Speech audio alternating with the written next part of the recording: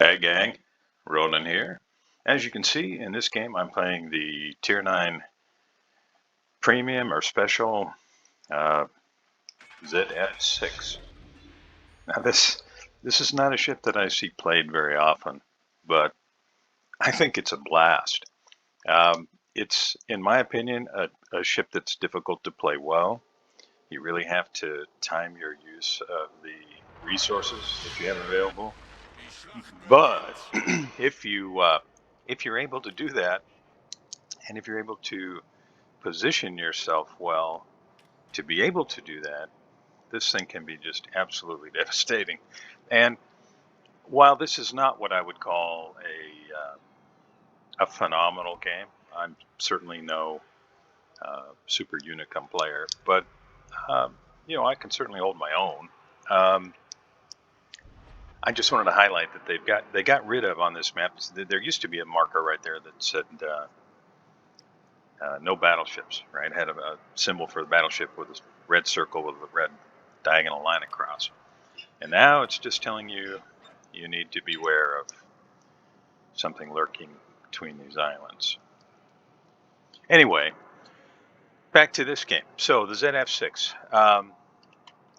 I find this ship ridiculously fun to play. Now, I have not played a whole lot of games in this ship, primarily because, if we go back to the commander skills rework, I went from having, 22 or some odd 19-point commanders to basically having no maxed out commanders. I was able to get, I think, 2 of my commanders to 19, and then I've been working on getting more commanders to 21. But that takes time, and life has been kicking me in the teeth in a lot of ways. Those of you who know me are familiar, but suffice it to say, I've been extremely busy and under a great deal of stress, which has made spending time playing even the ships that I really like a little more challenging. Now, I have, over the last few months, completed the grinds of all the lines that I wanted to finish, which is basically everything but CVs. But I had a spare half hour, which doesn't happen as often as I'd like, and I said, well, I'm going to play this ship. So this is that game. Now you can see that I've got Gunter Lutyens as the captain, and the resilient perk was activated, but since I haven't taken any damage, it didn't really matter. Now, about the ZF-6. If you're unfamiliar, it's got 128s. Those are the guns. You got a total of 5 barrels. You got 3 single turrets, and then 1 turret that's got 2 barrels on it. So you get a total of 5.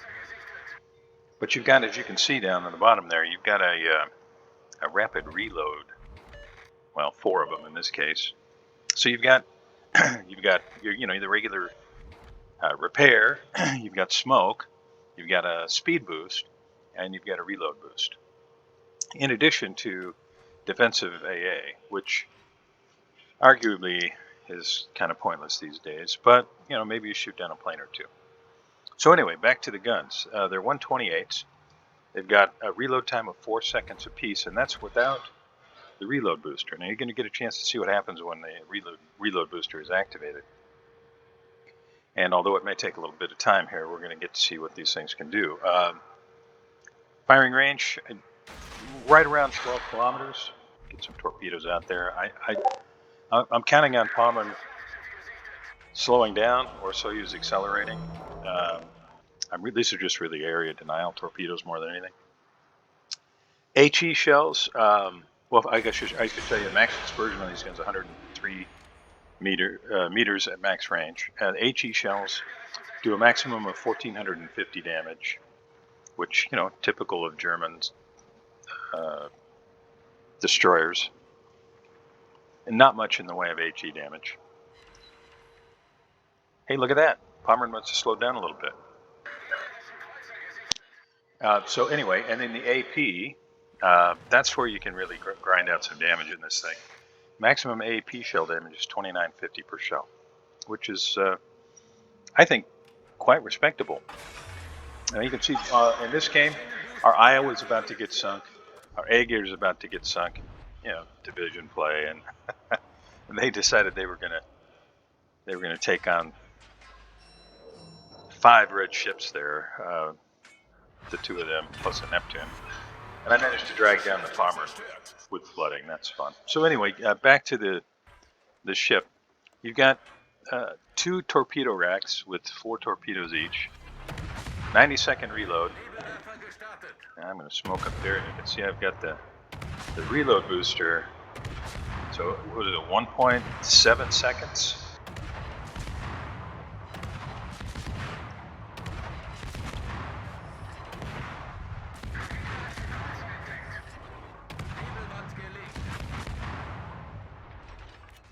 Yeah, just terrible aiming. Reload time on the torpedoes of 90 seconds. Max damage per torpedo, 18,400, and they run at 75 knots. So, although the range isn't all that hot, the torpedoes are a real threat if you can get in position to use them, which is tough in what I will call a radar-heavy meta of the game these days. Okay, what else can I tell you about it? Well, the AA is what has good AA these days. Land 3 torpedoes on Sovietsky Soyuz, and down it goes. That's skill number 2. So I'm sitting a little over 88,000 damage. We're a little over 6 minutes into the game. And that's a pretty good start. Now, I got lucky because they pushed up this side. If that Harugumo had just come in and tried to take me on, might have been an entirely different result. But, okay, surface detectability range, standard is 7.42 kilometers. And detectability by air 3.2. So pros, decent guns with excellent ballistics, good HE pen, although not very good damage, and I'm just going to use the island here to try and avoid taking any damage. Maschinenboost aktiviert. Improved AP penetration angles. It's the same as the USN cruisers. Now, Harugumo can eat some AP. And so I'm going to try and take advantage of that, see if I can actually land any shots. And you can see where I'm aiming. I was a little disappointed I wasn't landing more shells. I don't know if anybody else has been experiencing it, but it seems like a lot of shells are landing short no matter where I aim. Even when I aim, you know, at the midpoint of the ship, even up, you know, close to the superstructure, sometimes the shells land short. So I was able to do a little bit of damage to Harugumo, not as much as I'd hoped, but it looks like I stopped his push there, at least for the time being. Fast, hard-hitting torpedoes on this ship. Decent AA, but, you know, again, AA, it's negligible anyway. There's a handful of ships that have good AA. I expect radar from the Alaska here any second. So all I'm going to do here is try to reset the cap, if I can, and then use the island to get out of cover. Now, he just fired. So I'll have a few seconds here. And I'm able to reset the cap. You can see our good and Lou dropped some airstrike bombs on him. Okay, so back to the pros of the ship. Excellent consumables. You got smoke, speed boost, reload boost, and defensive fire for your AA. And I'm just going to go dark here. But in DC, he was moving behind the island. I have to watch for his torpedoes. And again, I'm expecting radar from the Alaska. I don't want to put myself in a terrible position. His reload's not that great. So if I'm able to turn, I may take damage. But I think what I'm going to do is I'm just going to reverse back behind the island here. I'll just sit in position to be able to reset if I have to, because he is just kind of sitting there.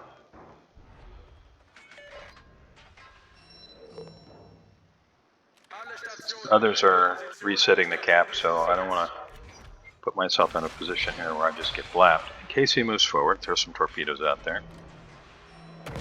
And you can see I'm reversing now, so he might get one volley off. And here it comes. There's the radar. And now I think his shells are probably going to hit the island. So I just kept resetting the cap, kept my ship mostly out of harm's way. Okay, now the cons. It's got a low health pool, even with the commander that's spec'd for extra HP. You can see 20,150 for a Tier 9 destroyer. Low damage per minute and fires per minute, even with the reload booster, although in the right circumstance, that reload booster can allow you to shred. The 8 kilometer range on the torpedoes, that's a little disappointing. The ship itself is kind of slow, which is, I think, just ridiculous. It's like so many things with wargaming. It's almost really great, and then they do something that I think just doesn't make sense. In this case, this is based. The whole idea behind the ZF-6. This was a French destroyer that was refit by the Germans. So French destroyer. What do you think of when you think French destroyer? Well, you think reload booster. Okay, so we got that, but you also think speed. You think the ship is really fast, but the ship just isn't. So anyway, maneuverability of the ship, decent. Not great. Big turn radius, and rudder shift isn't all that hot. The usual terrible German smoke generator, although it's nice that it has smoke, and no hydro. So you get the smoke, which is really nice on a French hull. Now we got the ZAL broadside. I've got AP loaded. You can see I've got the reload booster, and I started at just shy of 20,000, somewhere around there. Going to move forward here just a little bit. Hopefully I can get some citadel damage, but now he's starting to angle up now. All right, so that gives you some idea of what you can do with the reload booster if you catch somebody in the right position. Now I want to move in case he's throwing torpedoes into the smoke.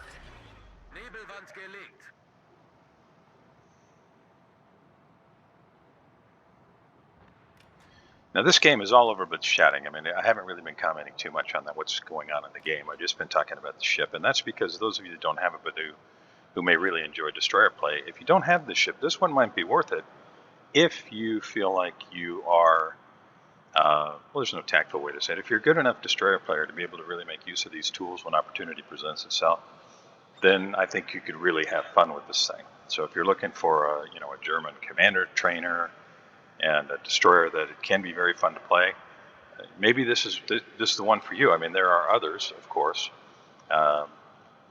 There's even another premium German destroyer at Tier 9, which I have, and I think is very fun as well. But this offers kind of a Daka opportunity that the other Tier 9 German premium destroyer really doesn't. And that one is more torpedo focused. Now, having said all of that, this ship can be outrageously frustrating to play if you are in a situation where you, for example, have a team that refuses to move up or push in any way, because while you can shred destroyers with your reload booster, the 8 kilometer range on the torpedoes means that you're not really a threat to the cruisers that are generally backing them up, and that you have to get really close for those torpedoes to do anything, which means you're constantly in radar range and probably getting lit up. And like I mentioned earlier, you don't have a whole lot of HP to work with, so you find yourself getting sunk fairly quickly. So this ship is really, in my opinion, dependent upon good positioning, a team that is willing to kind of help out, and a knowledge of the ship and its consumables, as well as the ability to implement that knowledge. Okay, so we got a broadside Neptune here, and I've got one more reload booster. So the bad guys are down to 2 ships. This is going to end kind of abruptly. But I wanted to make sure I said thank you to those of you who are watching my videos. They've been a little inconsistent here lately because of some things that are going on in real life, which made it really tough for me to spend the time doing this, as much as I love doing this. So thank you. Thank you for watching. Thank you for subscribing and liking and commenting. I really appreciate it. And I'll see you next time.